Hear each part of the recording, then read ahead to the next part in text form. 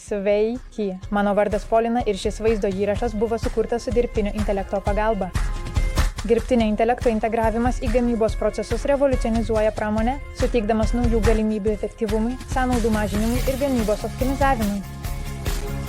Dirbtinis intelektas automatizuoja sudėtingas užduotis, sumažindamas žmogaus klaidas ir pagerindamas produkto tikslumą bei kokybę. Jis taip pat padeda prognozuoti įrangos gedimus per duomenų analizę, leidžiant laiku atlikti priežiūrą, kuri sumažina prastovas. Dirbtinis intelektas optimizuoja tiekimo grandinės, analizuodamas kintamuosius, kad pagerintų atsargų valdymą ir logistiką. Kokybės kontrolė patobulėjo, nes dirbtinio intelekto pagrindų veikiančios sistemos automatiškai aptinka defektus ir užtikrina atitikti standartam. Tačiau dirbtinio intelekto naudojimas gamyboje kelia teisinių klausimų, tokių kaip intelektinės nuosavybės apsauga, duomenų privatumas ir atitiktis tokiems reglamentams kaip BDR.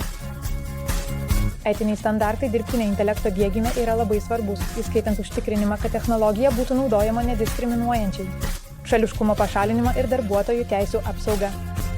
Norint visiškai atskleisti dirbtinio intelekto potencialą, gamyba turi spręsti teisinės ir reguliavimo problemas, apsaugoti duomenis, intelektinę nuosavybę ir nustatyti atsakomybės protokolus klaidoms. Turint tinkamą teisinę sistemą, dirbtinis intelektas gali skatinti produktyvumą ir inovacijas, užtikrindamas saugią ir efektyvią gamybos ateitį. Susisiekite su Krovdia, o šiandien, kad pagerintumėte savo gamybą per kelias minutes.